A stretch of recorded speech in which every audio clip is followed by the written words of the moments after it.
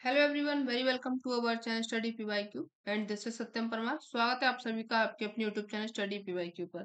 फटाफट से लाइव आ जाइए और एक बार ये बता दीजिए ऑडियो वीडियो आप लोग तक क्लियर है या नहीं है।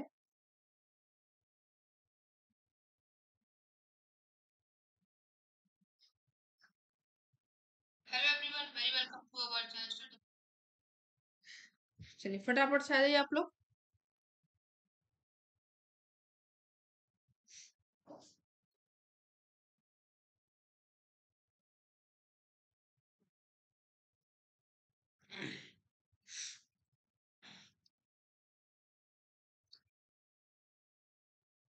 चलिए शुरू करने से पहले यहाँ पे आप लोग थोड़ा सा जान लीजिए कि ये ऐप है आप लोगों का जीएस बाय दिवाकर सर। ये आपको प्ले स्टोर से मिल जाएगा, जहाँ पे आप लोगों को कई सारी सुविधाएं एक साथ मिल जाएंगी, जैसे कि जो भी लोग टीजीटी पीजीटी यूपीएचएससी नेट है, assistant professor, HPSC, MP, RPSC, जिन भी एग्जाम का आप लोग ज्योग्राफी से संबंधित तैयारी कर रहे हैं, तो उसके आप लोगों को सभी रिकॉर्डेड लेक्चर्स मिल जाएंगे एक ही साथ में, यानी कि जो 10 यूनिट होती है उन सभी के पूरी ज्योग्राफी के आप लोगों को लेक्चर्स मिल जाएंगे, पीडीएफ नोट्स एक साथ मिल जाएंगे। लाइव क्लासेस जो कि डेली होती हैं, टेस्ट सीरीज आपको मिल जाएगी, और ऑफलाइन इनको आप लोग डाउनलोड कर सकते हैं, बाद में आप इनको कभी भी रिवीजन कर सकते हैं। कोई भी अगर आप लोगों को क्वेरी होती है तो आप लोग इस नंबर से कांटेक्ट कर सकते हैं, अपनी क्वेरी यहाँ से पूछ सकते हैं। ठीक है, चलिए आगे सब लोग क्वेश्चन यहाँ से शुरू करेंगे अपन लोग। टीजीटी का ये 2013 का पेपर है, इसको कंप्लीट करेंगे। 2021 का और 2016 का अपन लोगों ने कंप्लीट कर लिया है।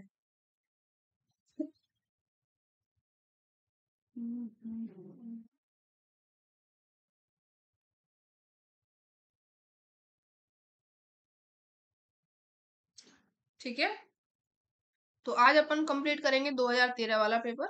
तो चलिए शुरू करते हैं। पहला क्वेश्चन यहाँ पे आप लोगों का जो पार्ट फर्स्ट का एक क्वेश्चन आप लोगों से पूछा जाता है वो दिया गया है। फिर दो क्वेश्चन आप लोगों के पार्ट सेकंड में होते हैं, जिसमें आप लोगों के दो सब्जेक्टिव पेपर होते हैं। जैसे आप लोगों ने एक ज्योग्राफी लिया है तो उसके साथ में दूसरा हिस्ट्री पॉलिटी या फिर इकोनॉमिक्स लिया होगा तो उसका एक आपका पेपर होता है। तो चलिए शुरू करते हैं। निम्नलिखित में से कौन सी प्रक्रिया रासायनिक अपक्षय से संबंधित नहीं है? ठीक है, केमिकल वेदरिंग से आप लोगों से संबंधित नहीं है, ये पूछा गया है। कार्बोनेशन है, अपतलन है, जलयोजन या फिर ऑक्सीकरण? Kailash Chandra ji, good evening. चलिए फर्स्ट का बी बता रहे हैं आप लोग। तो जो रासायनिक अपक्षय से संबंधित नहीं है वो आप लोगों की क्या हो जाएगी? अपतलन की जो प्रक्रिया होती है वो रासायनिक अपक्षय से संबंधित नहीं होती है। बी आंसर आप लोग करेक्ट हो जाएगा। चलो आगे बढ़ते हैं। नेक्स्ट क्वेश्चन यहाँ पे, अंतरराष्ट्रीय तिथि रेखा किसे कहते हैं? भूमध्य रेखा को, 0 डिग्री देशांतर को, 90 डिग्री पूर्वी देशांतर को, या फिर 180 डिग्री देशांतर रेखा को? देखिए आप लोग पीछे जा रहे हैं, जो क्वेश्चन है ईयर के हिसाब से 2013 फिर 2010 का डिस्कस करेंगे, तो वहां पे आप लोग को जो क्वेश्चन पेपर है वो इजी दिखते जाएंगे। नमस्ते अरविंद अरविंद कुमार जी। चलिए, तो आप लोग भागिएगा मत कि इन क्वेश्चन को हम लोग क्या सॉल्व करें। आपको एक ओवरव्यू देखने को मिल जाएगा कि हाँ हमें किस टॉपिक पर ज्यादा ध्यान देना है, कहाँ पे कम देना है। चलो डी बता रहे हैं आप लोग। तो यहाँ पे आप लोग का सेकंड आंसर, अंतरराष्ट्रीय तिथि रेखा किसे कहते हैं, तो वो आप लोगों की 180 डिग्री देशांतर रेखा होती है, जिसको आप लोग क्या बोलते हो? अंतरराष्ट्रीय तिथि रेखा बोलते हो। और ये जो रेखा है 180 डिग्री देशांतर रेखा, ये है कहाँ पे, इसका बताइए।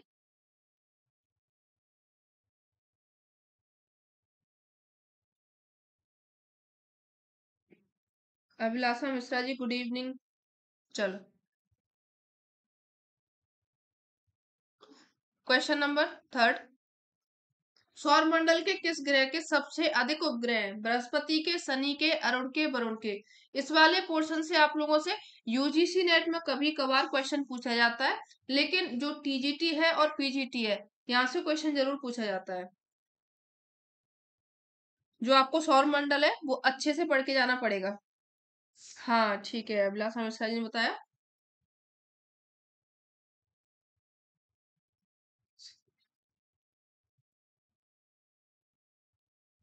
तो यहाँ पे उपग्रहों की संख्या जो चार दिए गए हैं, बृहस्पति, शनि, अरुण और मंगल, तो यहाँ पे बृहस्पति के आप लोग देखें तो बृहस्पति के होते हैं शायद 79 ग्रह है, और शनि के 82 है, अरुण के 27 है, और मंगल के 2 है।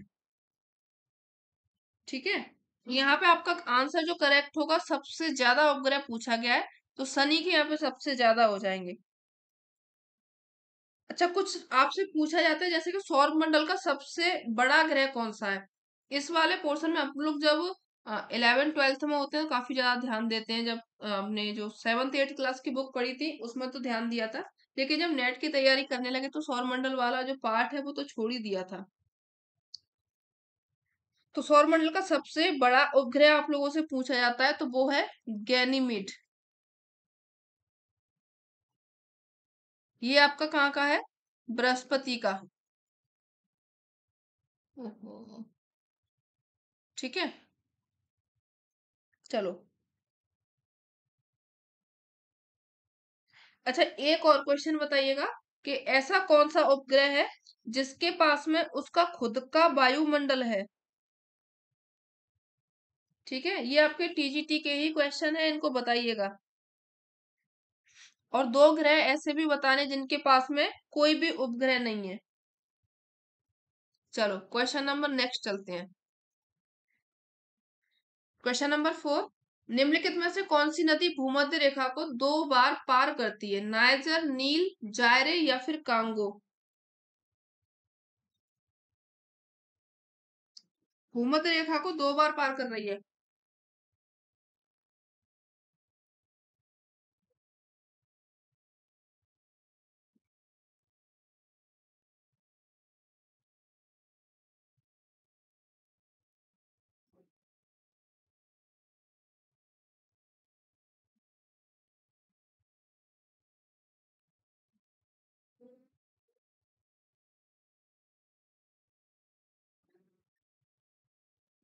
बुध और शुक्र, हाँ ठीक है।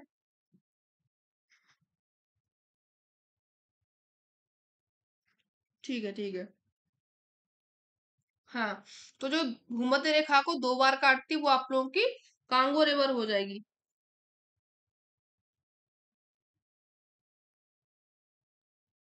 अच्छा, मकर रेखा को 2 बार कौन सी नदी काटती है। नेक्स्ट क्वेश्चन है, ग्रहण के दौरान पड़ने वाली छाया का सबसे काला भाग कहलाता है क्या, सूर्य किरण, प्रच्छाया, उपछाया या फिर ब्लैक होल।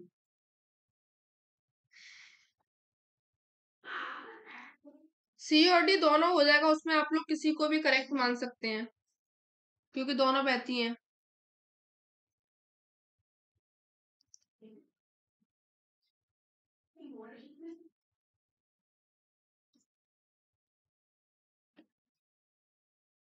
हाँ, लिम्पोपो करेक्ट है।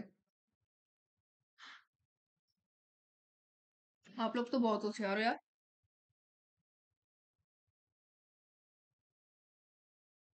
चलो, ग्रहण के दौरान पड़ने वाली छाया का सबसे काला भाग कहलाता है क्या, सूर्य किरण, प्रच्छाया, उपछाया या फिर ब्लैक होल। अच्छा, आपने बता दिया आंसर। तो यहाँ पे ग्रहण के दौरान पड़ने वाली छाया का सबसे काला भाग तो उसको बोलते हैं आप लोग प्रच्छाया, बी आंसर करेक्ट हो जाएगा।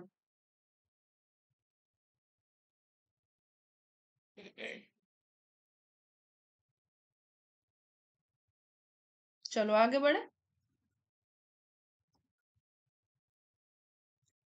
सूर्य की दीप्तिमान सतह को कहते हैं प्रकाश मंडल, वर्ण मंडल, सूर्य किरीट, सूर्य धब्बा।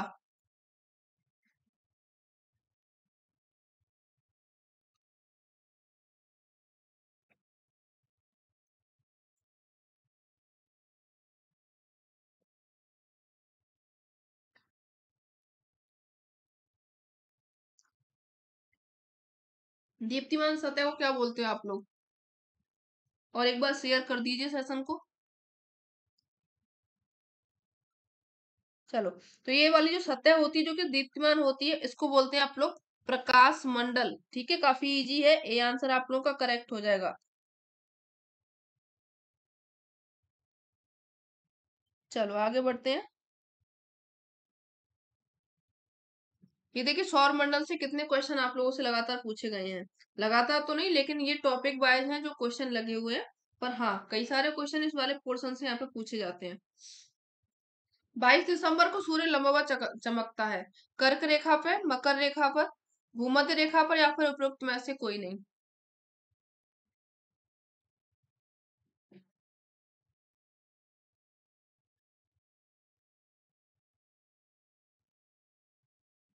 देखिए कितने आप पढ़ना होगा, ये आप खुद अपने आप को देख के समझ पाओगे कि आपको कितनी जल्दी समझ में आ रहा है, कितना फटाफट से आप लोगों को याद हो रहा है, उसके हिसाब से आप कर पाओगे।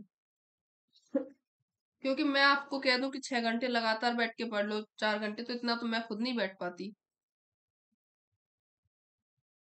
सबका एक अलग अलग होता है पढ़ने का टाइम, कि हाँ हमें 2 घंटे बैठ सकते हैं, या फिर हम एक दिन में 6 घंटे पढ़ सकते हैं, 4 घंटे पढ़ सकते हैं।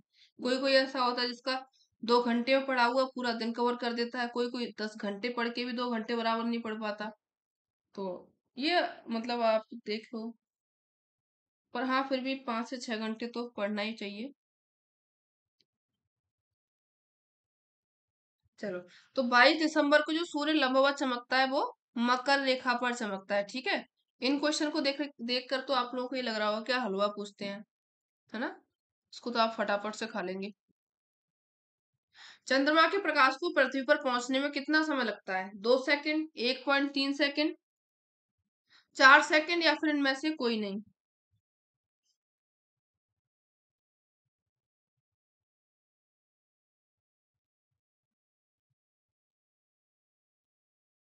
देखिए जो चंद्रमा है इसका प्रकाश आ रहा है पृथ्वी तक, तो इसको टाइम लगता है 1.3 सेकंड, ठीक है। बी आंसर करेक्ट हो जाएगा। चलो आगे बढ़िए।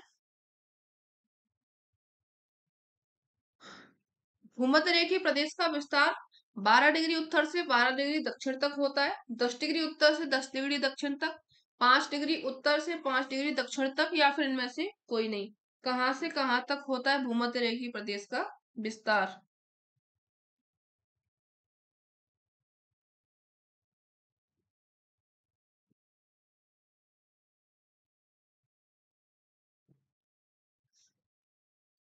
तो यहाँ पे आप लोगों का आंसर करेक्ट हो जाएगा। भूमध्य रेखीय प्रदेश का विस्तार जो होता है, ये आप लोगों का होता है 10 डिग्री उत्तर से लेकर के 10 डिग्री दक्षिण के बीच में, ठीक है। बी आंसर करेक्ट होगा, सी क्यों कर रहे हो?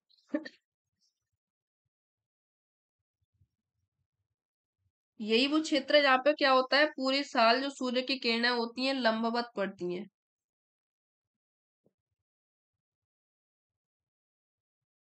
चलो आगे बढ़िए। निम्नलिखित में से कौन सही सुमेलित नहीं है? स्थल रूप दिए गए, उनके कारक दिए गए हैं। अब आप लोगों की स्थल मंडल से क्वेश्चन पूछे जाएंगे, गिनते जाना कितने पूछे गए हैं। यारडंग ज्वारनदमुख, लटकती घाटी, नुनाटक। तो कौन सा कारक है जो जिसके द्वारा नहीं बनाया गया? तो यहाँ पे यारडंग के द्वारा वायु, यारडंग बता रहा है वायु के द्वारा बना है। नदी के द्वारा ज्वारनदमुख बता रहा है। हिमानी के द्वारा लटकती घाटी बता रहा है। और नुनाटक बता रहा है भूमिगत जल के द्वारा।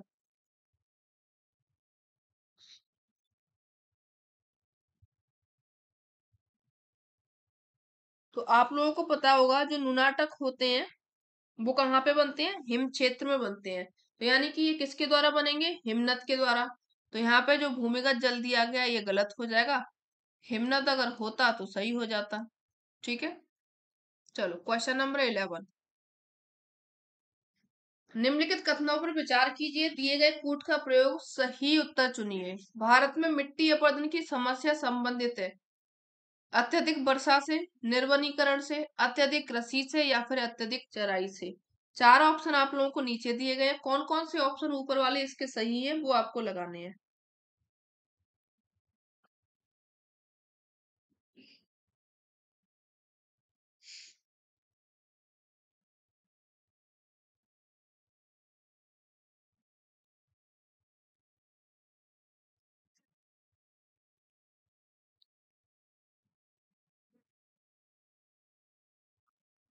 चलिए, तो यहाँ पे देखिए मिट्टी अपरदन की पूछ रहा है। अत्यधिक वर्षा होती है तो इससे क्या होता है, मिट्टी अपरदन होती है, साथ में निक्षेपण भी होता है। तो ये तो आपका नहीं होगा। निर्वनीकरण अगर होगा यानी कि वनों को काट दिया जाएगा तो क्या होगा, मिट्टी का अपरदन होता है। तो ये सही हो जाएगा। अत्यधिक कृषि आप लोग करोगे तो इससे कोई मिट्टी अपरदन नहीं होता है। और जो अत्यधिक चराई होती है वहां से मिट्टी अपरदन होता है। ठीक है। तो यहाँ पे आप लोगों का डी आंसर करेक्ट होगा। डी होगा। ठीक है।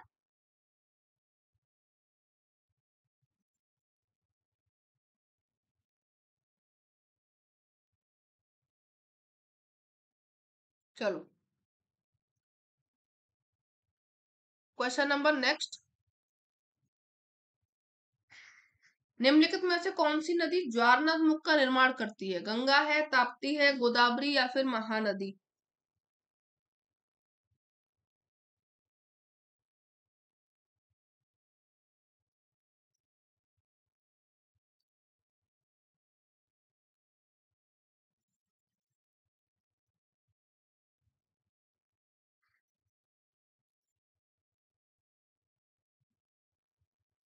तो चलिए इसका आंसर क्या हो जाएगा, ज्वारनद मुख का निर्माण करती है। तो ऐश्वरी कौन सी नदी बनाती है? एक तो आपकी ताप्ती बनाती है, दूसरी नर्मदा बनाती है। बी आंसर करेक्ट हो जाएगा। फटाफट से आगे चलते हैं क्वेश्चन नंबर 13। एंडीज पर्वत उदाहरण है अवशिष्ट पर्वत का, भ्रंशोत पर्वत का, बलित पर्वत का या फिर ज्वालामुखी पर्वत का? तो ये आपका जो एंडीज पर्वत है किस रूप में बना हुआ है?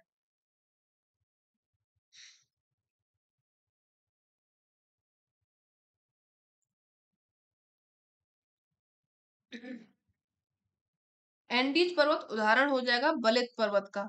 और इसमें जो बलित पर्वत होते हैं उसमें और नाम आप लोग याद रख सकते हैं अपने, हिमालय का, और आल्पस का, यूराल का,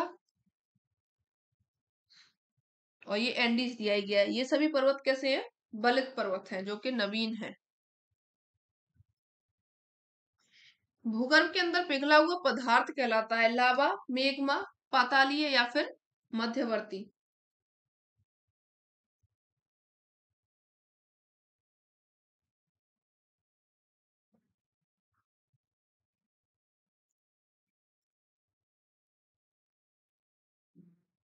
देखिए यहाँ पे आप लोगों से भूगर्भ के अंदर बात कर रहा है, यानी कि जो परपटी है ये आपका क्रस्ट है, यानी जो लेयर है पृथ्वी की, इसके अंदर ये जो पिघला हुआ जो पदार्थ होता है यहाँ तक आ रहा है लेकिन इसके ऊपर नहीं आ पा रहा।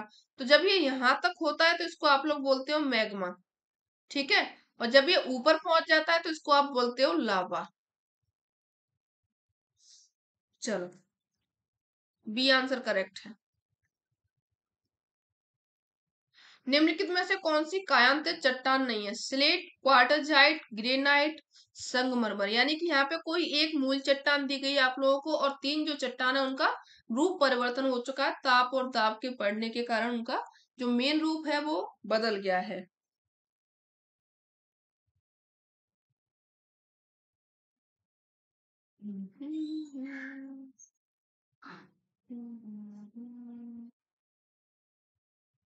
तो यहाँ पे आप लोगों का जो ग्रेनाइट है ये मूल चट्टान हो जाएगी और इनके रूप परिवर्तन होने के बाद में जो चट्टानें बनती हैं उनको आप लोग कायांतरित या फिर रूपांतरित चट्टान बोल देते हो। ठीक है। सी आंसर करेक्ट हो जाएगा।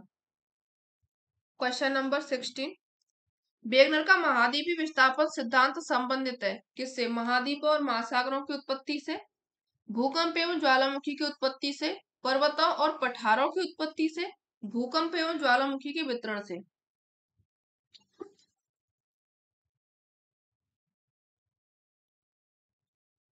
किससे संबंधित है आपका ये महाद्वीपीय विस्थापन सिद्धांत?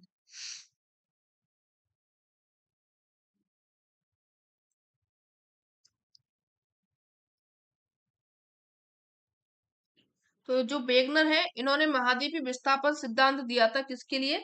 महाद्वीप और जो महासागर है इनकी उत्पत्ति से संबंधित अपना ये सिद्धांत दिया था, जो कि 1912 में इन्होंने अपना सिद्धांत दिया था।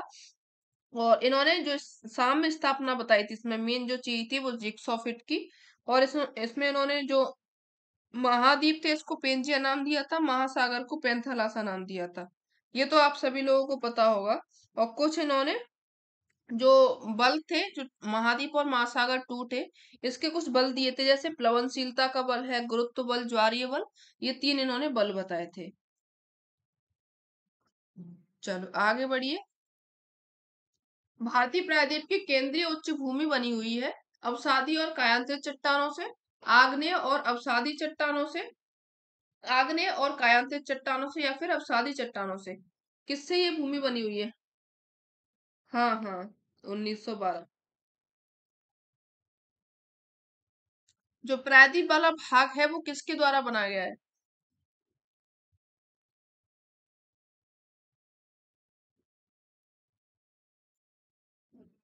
तो इसमें आप लोग दो चट्टानों को याद रखेंगे, काफी ज्यादा इसमें मिलती है। एक तो होती है आग्नेय चट्टान, और दूसरी यहाँ पे कायांतित चट्टान। सी आंसर करेक्ट हो जाएगा।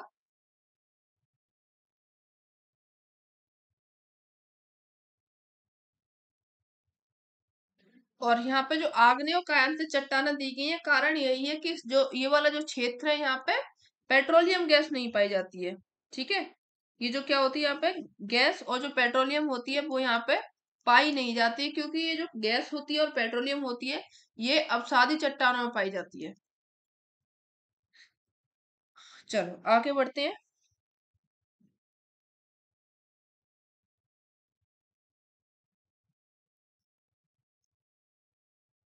निम्नलिखित में से किसे रिक्टर मापनी पर मापा जाता है?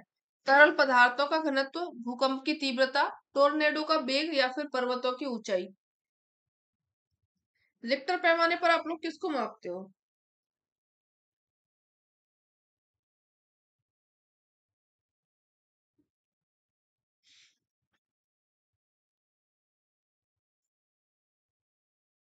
चलिए, तो जो रिक्टर पैमाना है इस पे आप लोग भूकंप की तीव्रता को मापते हो। बी आंसर आपका करेक्ट हो जाएगा।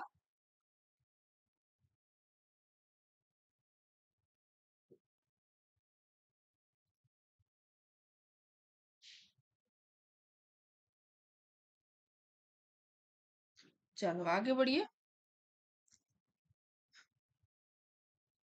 कांगो और अमेजन बेसिन स्थित है भूमध्य रेखीय प्रदेश में, गर्म तर प्रदेश में, भूमध्य सागरीय प्रदेश में, या फिर शीत तर प्रदेश में।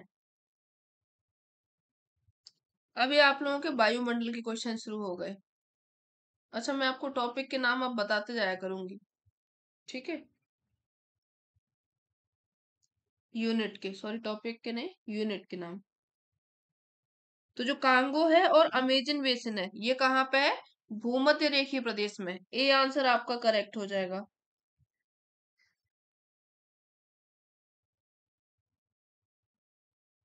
लेकिन जो कांगो है और अमेजन है, दोनों अलग अलग महाद्वीपों में, इसको याद रखिएगा। कांगो शायद, जो कांगो है, ये आप लोगों का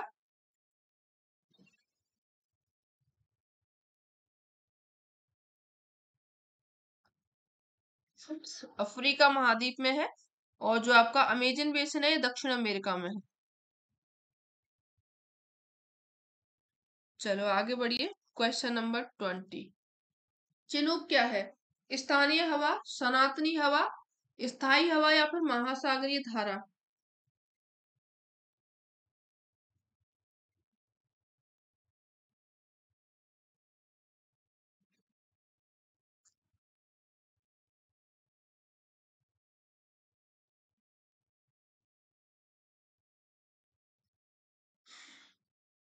हाँ, अफ्रीका में कांगो है।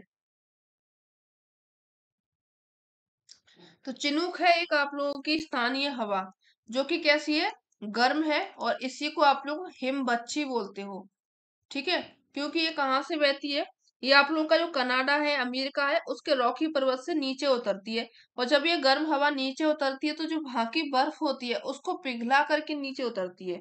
तो जब वो बर्फ पिघलती है, यानी कि ये बर्फ को खा जाती है, तो इसीलिए इसको हिमबच्ची बोलते हैं। Question number 21। मानसून क्या है? मौसमी हवाएं हैं, स्थायी हवाएं हैं, अस्थायी हवाएं, या फिर पछुआ हवाएं हैं। क्या है मानसून?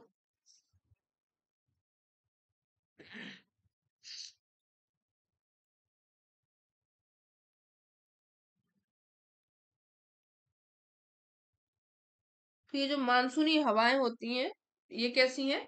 मौसमी हवाएं। मौसमी हवाएं यानी कि ये जो हवाएं होती हैं एक जैसे छोटे से टाइम पीरियड में 5 6 6 महीने के पीरियड में एक साइड चलेंगी, फिर 6 महीने अलग साइड चलेंगी। जैसे कि 6 महीने जो चलती हैं स्थल से समुद्र की ओर में, और 6 महीने चलती हैं समुद्र से स्थल की ओर में।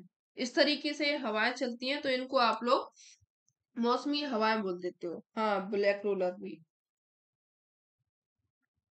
चलो, काफी इजी क्वेश्चन, आपका फेवरेट क्वेश्चन।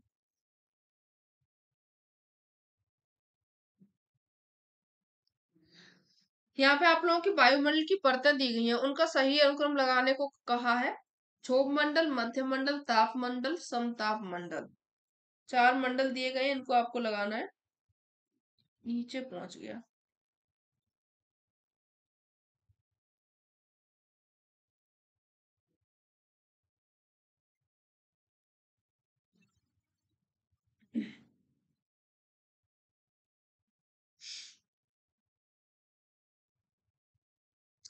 तो यहाँ पे आप लोगों का आंसर करेक्ट होगा क्षोभ मंडल। क्षोभ मंडल के बाद में आप लोग का समताप मंडल आता है, फिर मध्य मंडल, फिर ताप मंडल।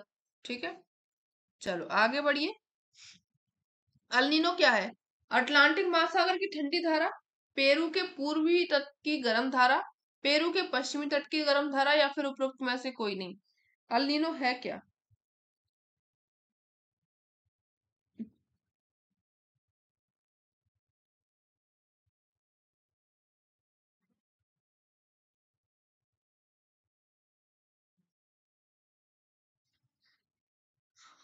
ये वही है जिसके कारण हमारे भारत में बारिश थोड़ा सा कम हो जाती है। तो यहाँ पे अल्नीनो को आप लोग याद रखेंगे, ये पेरू के तट की गर्म जलधारा है, जो कि गर्मी के टाइम में हमारा जो हिंद महासागर में मानसून होता है, या फिर जो हवाएं होती हैं वहां से मानसून होकर के आता है, तो वो इसको ये कमजोर कर देती है।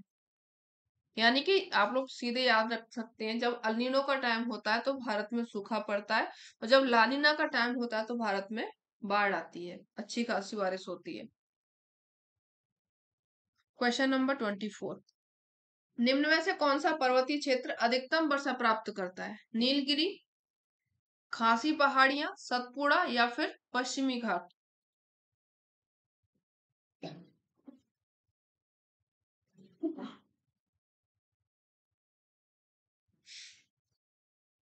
चलिए, तो यहाँ पे पर्वतीय क्षेत्र में अधिकतम वर्षा जो प्राप्त करता है वो आप लोगों का क्षेत्र हो जाएगा जो खासी पहाड़ियां हैं, ये अधिकतम वर्षा प्राप्त करती हैं। बी आंसर करेक्ट हो जाएगा। और इसी जगह पे जो ये जो खासी पहाड़ियां ये है कहाँ पे? मेघालय में है। और मेघालय में ही आप लोगों का चेरापूंजी है और मौसिन राम है, और इसी जगह पे सबसे ज्यादा बारिश होती है। चलो आगे बढ़िए।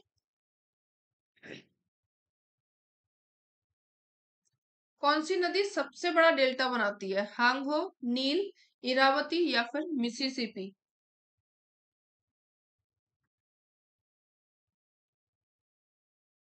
अभी आप लोगों का जलमंडल से चलने लग गया। चलो, सबसे बड़ा डेल्टा कौन सी नदी बनाती है?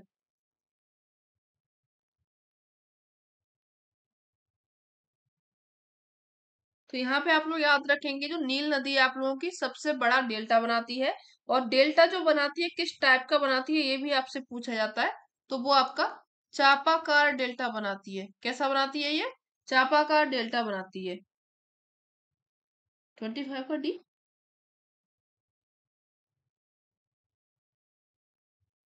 हाँ, हिमालय का भाग नहीं है, ठीक है, प्रायद्वीप पठार का भाग है। चलो, बी आंसर आपका करेक्ट हो जाएगा। और बताइए, जो चापाकार डेल्टा है और कौन सी नदी बनाती है, इंडिया में कौन सी नदी बनाती है ये बताएंगे। चलो, तब तक नेक्स्ट क्वेश्चन।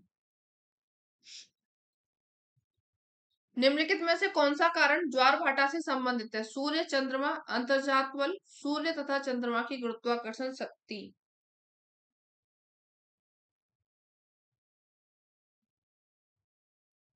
बर्ड फुट तो आपकी मिसिसिपी बनाती है ना।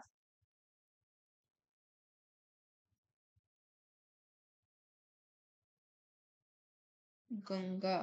ठीक है। चलो, कौन सा ज्वार भाटा से संबंधित है? सूर्य चंद्रमा अंतर्जात बल या फिर सूर्य और चंद्रमा की गुरुत्वाकर्षण शक्ति। तो यहाँ पे आप लोगों का आंसर डी करेक्ट हो जाएगा। जब ज्वार भाटा आते हैं तो वो किसके कारण आते हैं?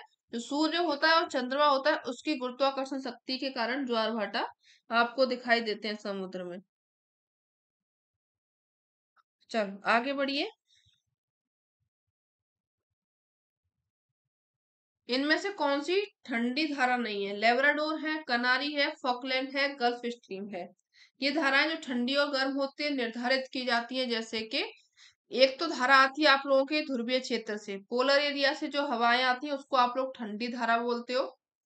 और दूसरी धारा आप लोगों की जाती है विषुवत रेखा से। जो धारा विषुवत रेखा से जाती है ध्रुवों की ओर में, वो धारा होती है गर्म। तो यहाँ पे आप लोगों की जो गर्म हो जाएगी, काफी फेमस जलधारा है, इसको आपको बिना याद करे याद हो जाएगा। ये आपकी गल्फ स्ट्रीम जो धारा है ये कैसी हो जाएगी?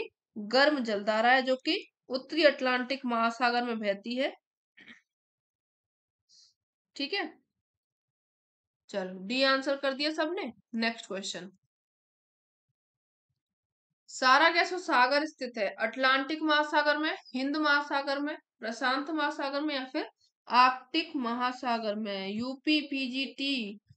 अब तो थोड़ा सा आगे टल गया। अभी तक चांस था कि नवंबर लास्ट तक या फिर दिसंबर फर्स्ट में हो जाएगा, पर अभी एक न्यूज आई थी उसमें थोड़ा सा आगे होगा आपका एग्जाम, उसमें बढ़ा दिया गया है।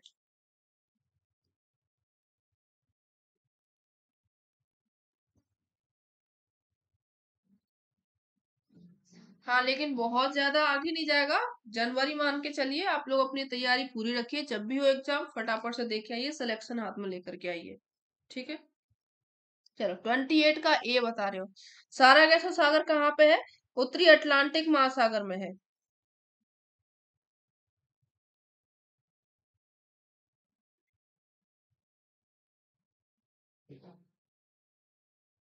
ये कोई अलग से सी नहीं है, सागर नहीं है। ये जो अटलांटिक महासागर है इसमें क्या होता है, एक चक्र पाया जाता है। जो प्रति चक्रवाती प्रवाह होता है ना, उसका एक चक्र पाया जाता है। उसके बीच में एक घास उपज आई थी, ठीक है, घास है, जिसका नाम था सारगेसम।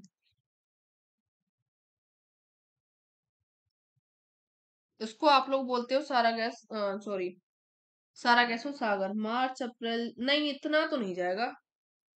हाँ, कुंभ मेला के बाद बोला था तो मार्च अप्रैल में से जाना नहीं चाहिए, बहुत हो जाएगा इतना आगे तो, क्योंकि बहुत सारी वैकेंसियां लटकी हुई पड़ी हैं। आप लोग तैयारी रखिए। एमपी पीजीटी होगा, अभी न्यूज आई थी उसमें, तो एमपी में भी होने वाला है। जो एमपी में तो ये शायद वर्ग एक, वर्ग दो, वर्ग तीन करके होता है। पंपायत तथा स्टेपीज है। मध्य अक्षांशीय घास के मैदान, निम्न अक्षांशीय घास के मैदान या फिर उच्च अक्षांशीय घास के मैदान, उष्ण अक्षांशीय घास के मैदान। अभी शायद आप लोगों का उसमें राजस्थान में होने वाला है, उसकी न्यूज भी पड़ी थी।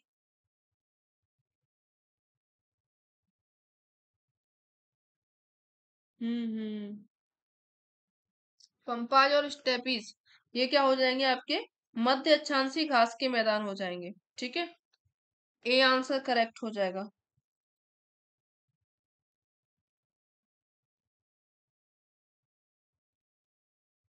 चलो आगे बढ़िए। Question number 30। दक्षिण अमेरिका के समशीतोष्ण घास के क्षेत्र कहलाते हैं? प्रेयरी, पंपास, डाउन्स या फिर स्टेपीज?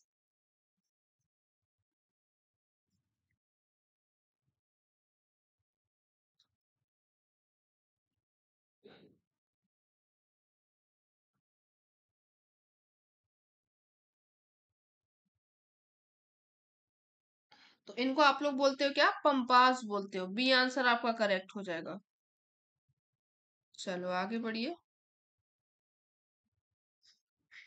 प्रमुख कारक जो प्रकृति में संतुलन बनाए रखता है? मानवीय क्रियाएं, पादप तंत्र, पर्यावरणीय दशाएं या फिर भोजन की उपलब्धता?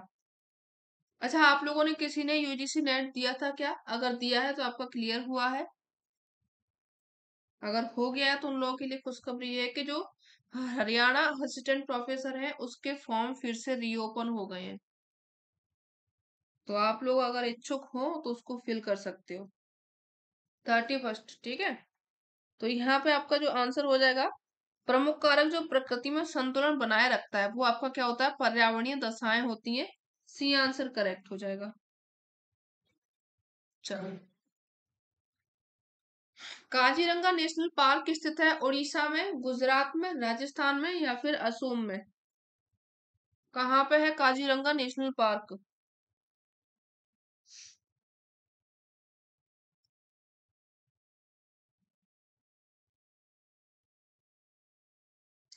हाँ, तो आप लोग अगर इच्छुक हैं जो आपका हरियाणा असिस्टेंट प्रोफेसर का, उसके फॉर्म फिर से रीओपन हो गए हैं,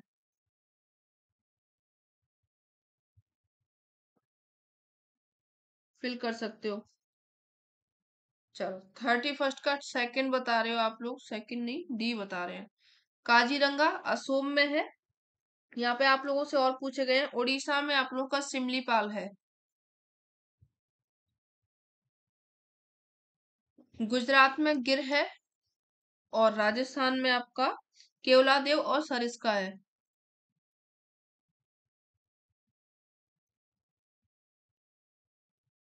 इसके सामने से कम में अब तक 15 बार होकर के आ चुकी होंगी, बिल्कुल इतने पास से निकल के, पर अब इसको मैं अंदर से नहीं देख पा रही। हाँ, एक सिंह गेंडा के लिए प्रणाम हरी जी।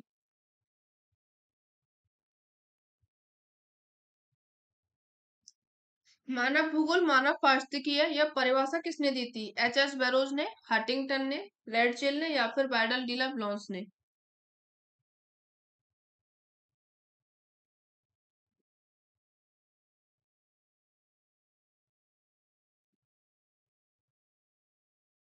लिखने की प्रैक्टिस आप लोग, हमारा इस लिखने वाला बैच भी चल रहा है, इसको आप लोग ले सकते हो। और अभी कई लोगों का क्लियर भी हुआ था। अब उनका इंटरव्यू है तो इंटरव्यू की तैयारी भी करा रहे हैं उनको, दिवाकर सर कराते हैं। कई लोगों का हुआ है। चलिए, तो यहाँ पे आप लोगों से पूछा गया मानव भूगोल मानव पारिस्थितिकी है, ये जो परिभाषा है किसके द्वारा दी गई थी? तो यहाँ पे आप लोग आंसर याद रखेंगे, बैरोज को। ए आंसर करेक्ट हो जाएगा। ठीक है, चलो आगे बढ़िए। Question number 34।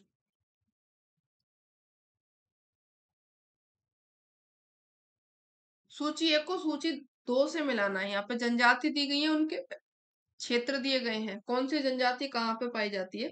Bushmen, pygmy, Eskimo और गोंड। तो चलो इनको लगा लेते हैं।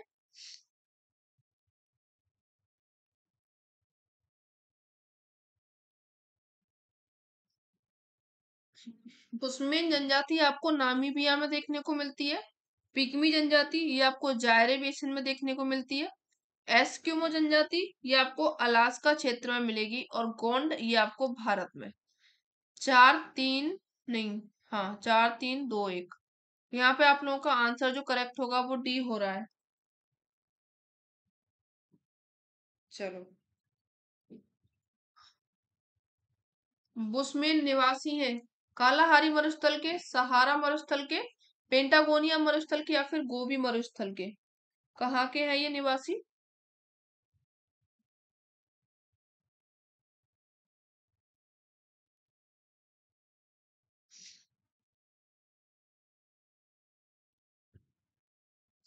तो इसमें आप लोग याद रखेंगे जो बुशमेन है ये आपके कालाहारी मरुस्थल में रहते हैं। ए आंसर करेक्ट हो जाएगा। और कालाहारी मरुस्थल कहाँ पे है? तो ये आपका दक्षिण अफ्रीका में है। चले नेक्स्ट देखो, निम्नलिखित में से किस समूह में से एस्किमो संबंधित है? अब देखो आपकी जनजाति से कितने सारे क्वेश्चन पूछ लिए गए इसमें, एक लाइन से जड़ी बांध रहे हैं।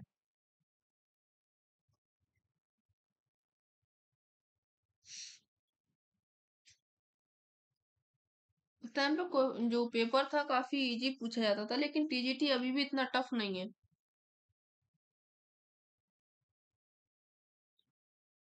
एस्किमो संबंधित है, ये आपके एस्किमो जो संबंधित है वो मंगोलायड प्रजाति से है। ठीक है, किसे है? मंगोलायड से है। बी आंसर आप लोगों का करेक्ट हो जाएगा। चलो आगे बढ़िए। और जो एस्किमो आपको देखने को मिलते हैं ये आपका अलास्का वाला क्षेत्र हो जाएगा।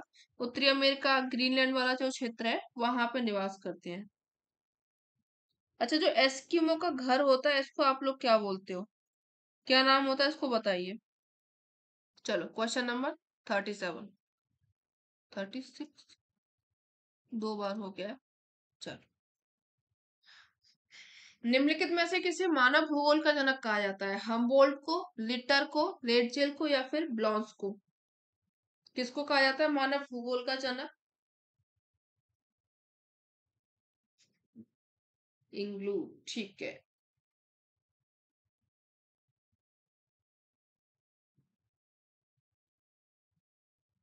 चलो, तो यहाँ पे मानव भूगोल का जनक आप लोगों से पूछ रहा है तो सभी लोगों को पता होगा, रेडजेल को मानव भूगोल का जनक कहा जाता है। ठीक है, काफी फेमस इन्होंने बुक लिखी थी एंथ्रोपोजियोग्राफी, जो आप लोगों से बार बार पूछी जाती है।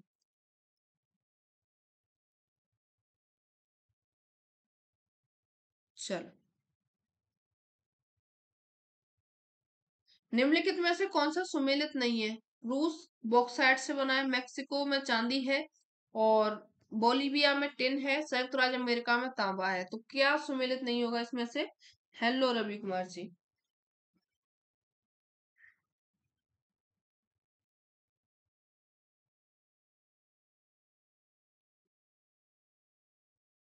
हाँ, राजनीतिक भूगोल का भी ठीक है। तो यहाँ पे देखिए, जो सुमेलित नहीं है, रूस में बता रहा है कि बॉक्साइट का उत्पादन सबसे ज्यादा होता है, जबकि बॉक्साइट का उत्पादन जो होता है वो आपका ऑस्ट्रेलिया, गिनी, जमेका, जो ब्राजील वाला क्षेत्र है उसमें होता है। रूस में क्या होता है, यहाँ पे आप लोग कोयला है, खनिज तेल हो जाएगा, और आपका जो प्राकृतिक गैस होती है,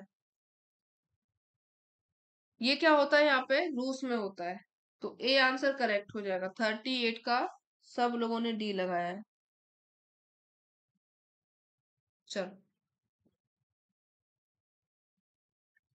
क्वेश्चन नंबर 39, निम्नलिखित में से किसे विश्व के कहवा बंदरगाह के नाम से जाना जाता है?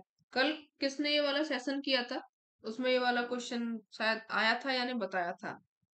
Sao Paulo, Santos, Rio de Janeiro या फिर ब्यूनस आयर्स?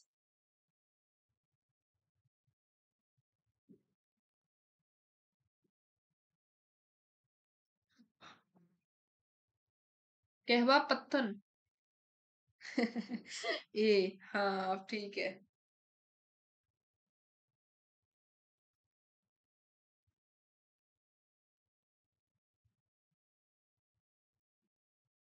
चलो, तो यहाँ पे कहवा पत्तन के नाम से जाना जाता है सेंटोस को। बी आंसर करेक्ट होगा। ठीक है, हाँ, 39 का ये होगा। ये मुझे भी कंफ्यूज कर रहे हो।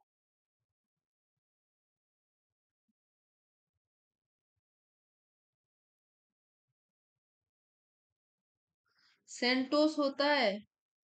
कहवा बंदरगाह आप लोग किसको बोलते हो, सेंटोस को कि साओ पोलो को?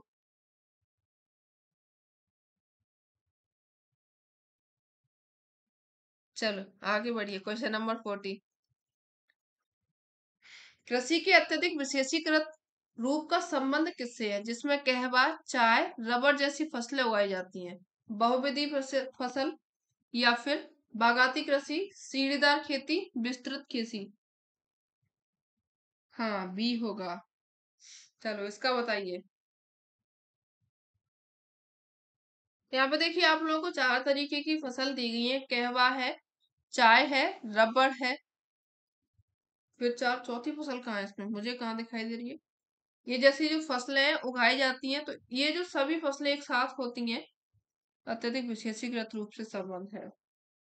हाँ, तो ये वाली कृषि आपको क्या बोली जाती है, यानी कि जो भी आप लोग इस तरीके की कृषि करते हो, इस वाली कृषि को क्या बोलोगे? बागाती, ठीक है, मान ले रहे हैं। इसको क्या बोलते हैं? बागाती कृषि बोलते हैं। बी आंसर करेक्ट होगा, आप लोगों ने बोला तभी माना है मैंने। चलो, आगे बढ़िए, क्वेश्चन नंबर 41, कोयला और खनिज तेल किस प्रकार के चट्टानों में पाया जाता है? ग्रेनाइट में, अवसादी में, आग्नेय में या फिर कायांतित में?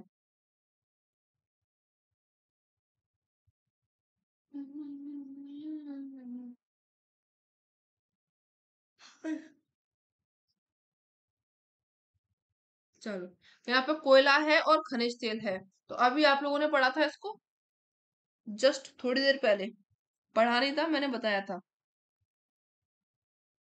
जो खनिज तेल है वो कौन सी चट्टान में पाया जाता है? Yes, B. अब सादी चट्टानों में एक तो आप लोग का प्राकृतिक गैस पाई जाती है, खनिज तेल पाया जाता है और इसमें कोयला भी पाया जाता है।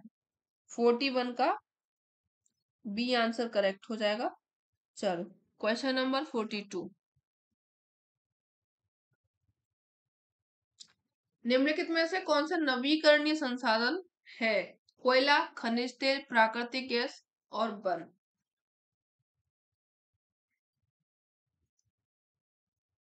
8 बजे? ये चेंज नहीं हो सकता क्या? 8 बजे?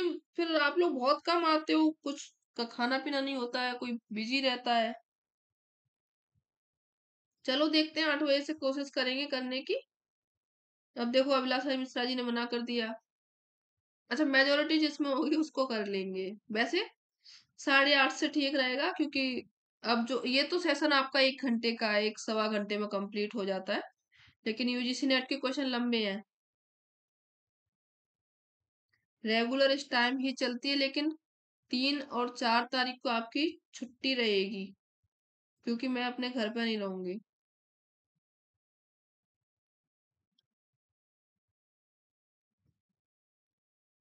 डेली आपकी 9 बजे ही होती है, लेकिन अभी क्या टीजीटी के पेपर है तो जल्दी सॉल्व हो जाते हैं, क्वेश्चन भी कम है, छोटे क्वेश्चन भी हैं। नेट के क्वेश्चन बड़े हैं तो उसमें थोड़ा सा टाइम लगेगा। अच्छा, 9 बजे। चलो देखते हैं, और है ना। तो यहाँ पे 42, नवीकरणीय संसाधन जो कि आप लोग एक बार यूज कर लो, फिर उसके बाद में उसका यूज हो चुके, तो वो आपका क्या होगा? डी हो जाएगा। वन है, इसका आप लोग बार बार यूज कर सकते हैं। वन के साथ में आप लोग का जैसे सूर्य हो जाएगा, ज्वारीय ऊर्जा है, पवन ऊर्जा है, ये सभी आप लोगों के नवीकरणीय संसाधन में आते हैं। Question number 43। भारत में गन्ने के उत्पादन के घटते क्रम में 4 राज्यों का क्रम क्या है? महाराष्ट्र, उत्तर प्रदेश, तमिलनाडु, आंध्र प्रदेश। तो आपके गन्ने के उत्पादन में चलना है, तो सबसे ज्यादा से सबसे कम चलना है घटते क्रम में, ठीक है। 9 बजे, ठीक है, ज्यादातर 9 बजे बोल रहे हैं आप लोग। हाँ, तो जो यूजीसी नेट के क्वेश्चन होंगे उसमें 9 के बाद में 12 बजेंगे। मंजूर है?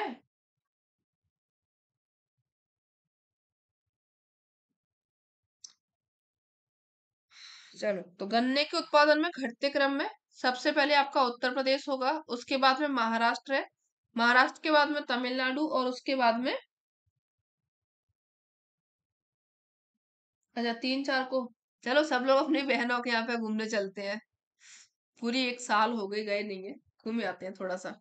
आंध्र प्रदेश, ठीक है, बी आंसर करेक्ट होगा। हाँ, आप लोग हमसे मिल सकते हो, मेरी बहन वगैरह से, ब्लॉग वाले चैनल पे, जो दूसरा चैनल है सत्यम परमार के नाम से, डेली ब्लॉग वाला है, इसमें आप लोग मिल सकते हो, कभी टाइम मिलता है तो एक दो डाल देती हूँ उस पर। चलो, 44। अद्यतन आंकड़ों के अनुसार विश्व में सबसे अधिक कपास उत्पादक देश का अवरोही क्रम इस प्रकार है।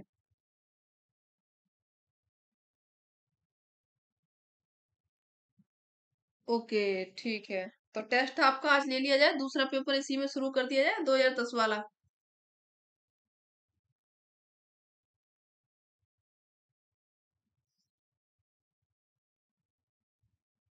चलो, तो यहाँ पे आप लोगों से पूछ रहा है, अद्यतन आंकड़ों के अनुसार विश्व के सबसे अधिक कपास उत्पादक देश का अवरोही क्रम।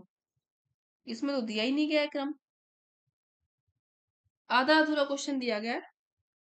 सबसे ज्यादा आप लोग बता दीजिए, यहाँ पे सबसे ज्यादा जो होता है, जब आप लोगों से एक क्वेश्चन पूछा गया था 2013 के टाइम पे, उस टाइम पे जो कपास उत्पादक देश था सबसे ज्यादा, वो आपका यूएसए यानी कि संयुक्त राज्य अमेरिका था। सी कर लीजिए इसको, ठीक है।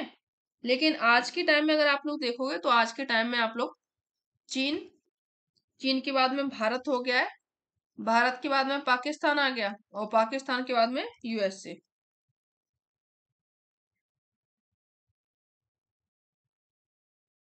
चलो, आगे बढ़िए, क्वेश्चन नंबर 45। निम्नलिखित देशों में किसकी स्थल सीमा भारत के साथ सबसे अधिक है?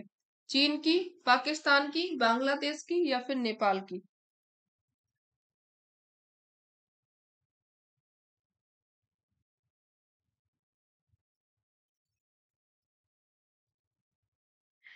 हाँ चलो, आपने लगा दिया CAVT।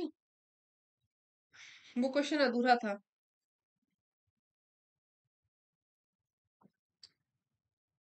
तो यहाँ पे आप लोगों से निम्नलिखित देशों में किसकी स्थल सीमा भारत के साथ में सबसे अधिक है, तो ये सभी लोगों को पता होगा। आंसर आपका क्या हो जाएगा? बांग्लादेश सबसे ज्यादा सीमा लगाता है ये। सी आंसर करेक्ट हो जाएगा। चलो आगे बढ़ते हैं। भारत के निम्नलिखित बंदरगाहों में कौन सा उड़ीसा तट पर अवस्थित है? हल्दिया, मुंबई, पारादीप या फिर विशाखापत्तनम? उड़ीसा के तट पर कौन सा स्थित है?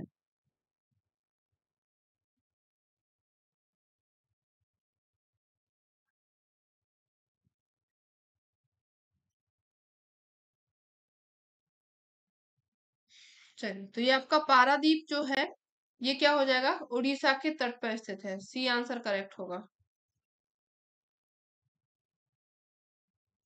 निम्नलिखित नगरों में कौन सा भारत का पिट्सबर्ग कहलाता है? राउरकेला, जमशेदपुर, दुर्गापुर या फिर भिलाई? भारत का पिट्सबर्ग।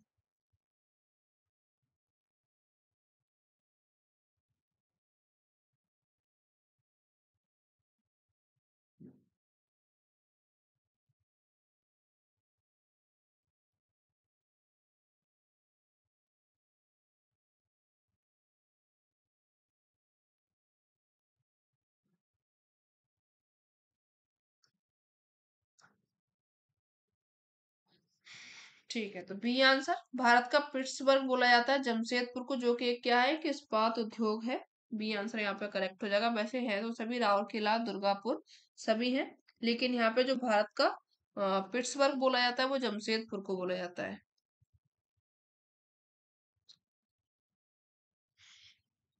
निम्नलिखित में से कौन सी नदी हिमालय के परे की नदी है? गंगा, यमुना, सतलज या फिर रावी? यानी कि जब हिमालय का उत्थान हुआ उससे पहले भी ये नदी बह रही थी।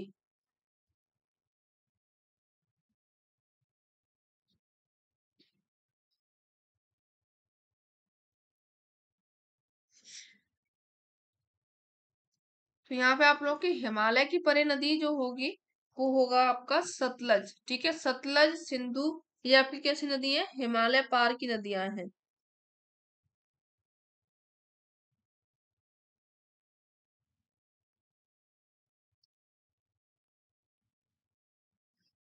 विश्व का चीनी का कटोरा किस देश को कहा जाता है? भारत को, क्यूबा को, ब्राजील को या फिर इंडोनेशिया को?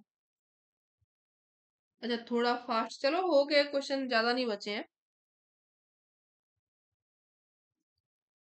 अभी क्या है कि थोड़ा सा गला ठीक नहीं चल रहा है, तो बहुत ज्यादा फास्ट में बोल नहीं पा रही हूँ। ठसा लग जाता है, खांसी आ जाती है, कई सारी दिक्कतें हैं भाई। तो विश्व का चीनी का कटोरा कहा जाता है किसको? क्यूबा को। बी आंसर यहाँ पे करेक्ट हो जाएगा। चलो, निम्नलिखित में से कौन सा युग्म सुमेलित नहीं है? हरित क्रांति खाद्य उत्पादन से संबंधित बता रहा है, नीली क्रांति को मछली उत्पादन से, श्वेत क्रांति को दुग्ध उत्पादन से और पीली क्रांति को इस्पात उत्पादन से? तो जो संबंधित नहीं है पूछ रहा है, तो यहाँ पे पीली क्रांति जो कि बता रहा है ये इस्पात के उत्पादन से, जो कि गलत हो जाएगा। ठीक है, पीली क्रांति संबंधित है तिलहन उत्पादन से।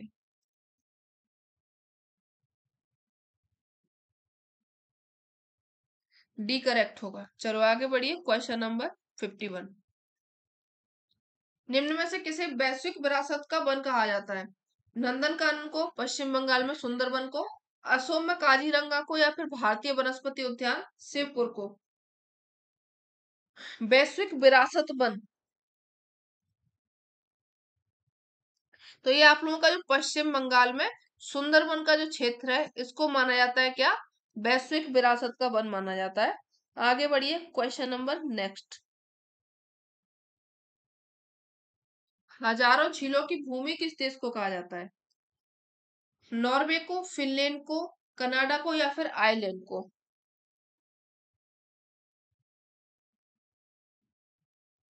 तो यहाँ पे आप लोगों का फिनलैंड एक ऐसा देश है जिसको आप लोग झीलों का देश भी कहते हो, हजारों झीलों की भूमि भी कहते हो, यानी कि बहुत ज्यादा यहाँ पे झीलें हैं।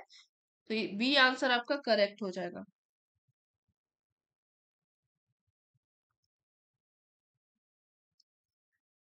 कौन सा युग्म इसमें सुमेलित नहीं है? पेज की संकल्पना बार्टल डीला ब्रॉस के द्वारा बता रहा है, रुको और जाओ निश्चयवाद दिया था गिरफिट टेलर के द्वारा, लेवेंसराम की संकल्पना फ्रेडरिक रेडजेल के द्वारा दी गई थी, और व्यवहारवाद इमेनुअल कांट के द्वारा। तो यहाँ पे कौन सा करेक्ट नहीं है ये आपको बताना है। तो देखिए यहाँ पे जो पेज की संकल्पना है बार्टल डीला ब्रॉस के द्वारा कही गई है, ये ठीक हो जाएगा। रुको और जाओ निश्चयवाद ये आपका ग्रिफिथ टेलर के द्वारा दिया गया है। लेविन्सराम की संकल्पना फ्रेडरिक रेडजेल के द्वारा दी गई है, और व्यवहारवाद ये इमेनुअल कांट के द्वारा बता रहे, जबकि ये किसके द्वारा दी गई है? विलियम किर्क के द्वारा। तो यहाँ पे आपका डी आंसर करेक्ट होगा। जीआईएस का किसका लघु रूप है?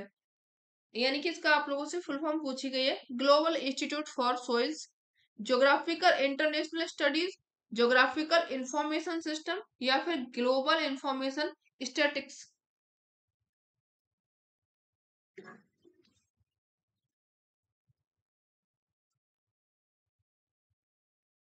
चलो 54 का हो जाएगा। जीआईएस की फुल फॉर्म पूछी गई है तो ज्योग्राफिकल इंफॉर्मेशन सिस्टम होता है, ठीक है। चलो आगे बढ़िए, क्वेश्चन नंबर 55। कौन सी ग्रामीण बस्ती वृत्तीय आकार के रूप में जानी जाती है? इस आकार में सड़कें आयताकार होती है, एक दूसरे को समकोण पर काटती हैं। घर, सड़क और रेलवे लाइन किनारे स्थित होते हैं, या फिर झीलों के किनारे गांव का विकास होता है। वे कृषि गांव हो सकते हैं।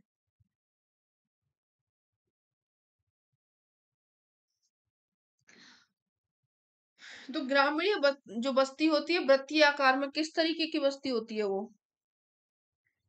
ये जैसे कि आप लोग कोई झील मान लीजिए, इस तरीके का गोला मान लीजिए, और यहाँ पे बसावट हो जाए, तो ये जो होती है बसावट, इसको आप लोग बोलते हो वृत्तीय आकार की बस्ती, ठीक है। यहाँ पे आपका सी आंसर करेक्ट होगा। संसार का सबसे बड़ा बंदरगाह कौन सा है? न्यूयॉर्क, पनामा, कोलन या फिर विनीपेग?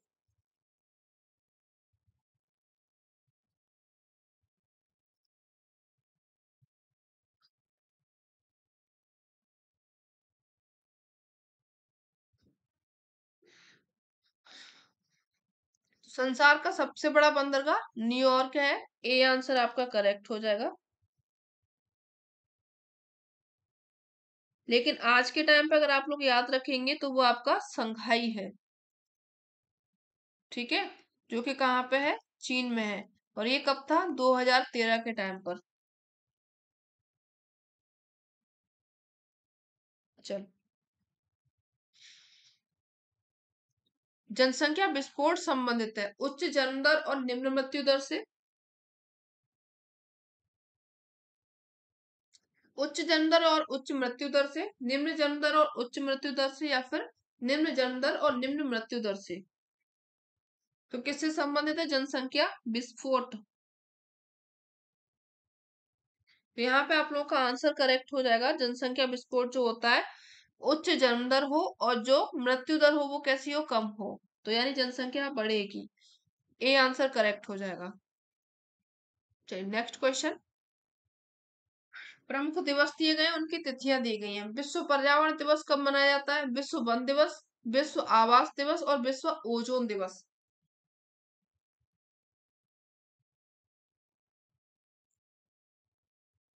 चलो यहाँ पे हम मिलाएंगे। जो विश्व पर्यावरण दिवस होता है वो 5 जून को मनाया जाता है। विश्व वन दिवस 21 मार्च को मनाया जाता है। और विश्व आवास दिवस 3 अक्टूबर को मनाया जाता है। और विश्व ओजोन दिवस 16 सितंबर को, यानी कि दूसरा, पहला, चौथा और तीसरा। दूसरा, पहला, चौथा, तीसरा, यानी डी ऑप्शन करेक्ट हो जाएगा। हाँ भाई लाइव है। हेलो जुल्फिकर।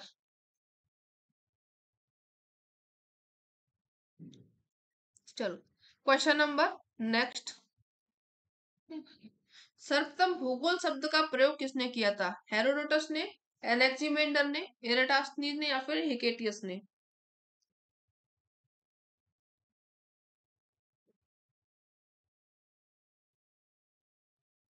तो सबसे पहले भूगोल शब्द का जो प्रयोग किया था वो किसके द्वारा किया गया था? इरेटास्थनीज के द्वारा किया गया था। ठीक है, सी आंसर करेक्ट हो जाएगा। ये तो सबको पता होगा, इन्होंने जो बुक लिखी थी ज्योग्राफी का, कई बार पूछी गई है।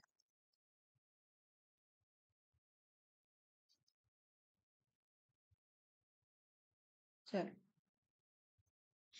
आगे बढ़िए, question number next. A prologue to population geography नामक पुस्तक किसके द्वारा लिखी गई है? जॉन आई क्लार्क के द्वारा, बिल्बर जेलेंस्की के द्वारा, जीटी त्रिवार्था के द्वारा या फिर आशी चांदना के द्वारा?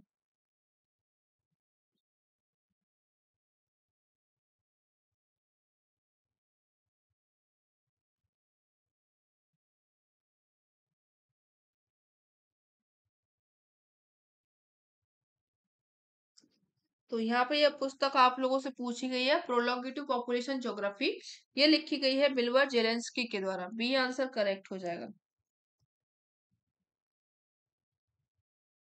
Question number 62। दो कथन दिए गए हैं यहाँ पे, कथन और कारण के रूप में। सहती अधिवास बहुधा विखंडित हो जाता है, कारण उसका पूछ रहा है, बता रहा है कि जाति प्रथा सामाजिक अलगाव को लागू करती है। ऑप्शंस आपको नीचे दिए गए हैं, पी और आर दोनों सही है और आर पी की सही से व्याख्या करता है। पी और आर दोनों गलत है, लेकिन आर पी की व्याख्या सही नहीं करता है। तो ऑप्शन आप देख लीजिए। तो यहाँ पे देखिए कह रहा है कि जो संत अधिवास होते हैं बहुधा विखंडित हो जाता है, यानी कि तितर बितर हो जाता है। उसका कारण क्या है कि जाति प्रथा सामाजिक अलगाव को लागू करती है। आप लोगों ने देखा होगा गांव में ज्यादातर, अभी जो शहर है वहां पे तो ऐसा नहीं है, लेकिन गांव में क्या होता है, जो उनके जो कोठे बना दिए जाते हैं या फिर उनका एक क्षेत्र बना दिया जाता है, जैसे कि ये जो ठाकुर कॉलोनी हो जाएगी या फिर ये पंडित कॉलोनी हो जाएगी या फिर ये अन्य कास्ट जो भी होता है। तो ये जो विखंडन होता है उसका जो मेन कारण क्या होता है? जाति प्रथा होती है, जो कि सामाजिक अलगाव को लागू करती है। तो यहाँ पे ए आंसर आपका करेक्ट होगा। व्याख्या सही कर रहा है जुल्फिकार जी। चलो आगे बढ़िए, क्वेश्चन नंबर 63। वह कौन सा महाद्वीप है जिसमें एक भी ज्वालामुखी नहीं है? यूरोपी, ऑस्ट्रेलिया, एशिया या फिर अफ्रीका?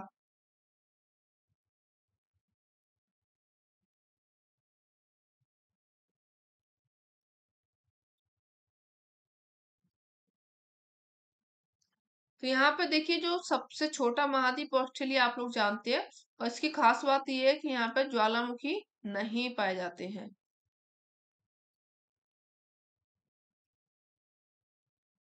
ठीक है, तो ये हो गया आप लोगों का आज का सेशन। टीजीटी का एक और पेपर आप लोगों ने सॉल्व कर लिया, कंप्लीट कर लिया 2013 का। नेक्स्ट टाइम में अपन लोग 2010 का सॉल्व करेंगे। सेम टाइम आप लोगों का रहेगा 9 PM। ठीक है, सभी लोग आइएगा।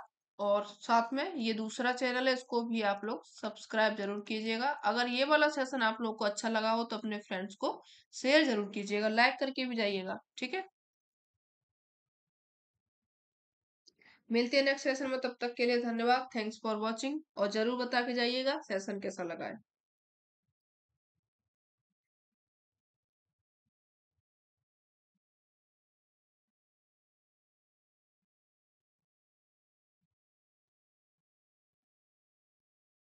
Good night.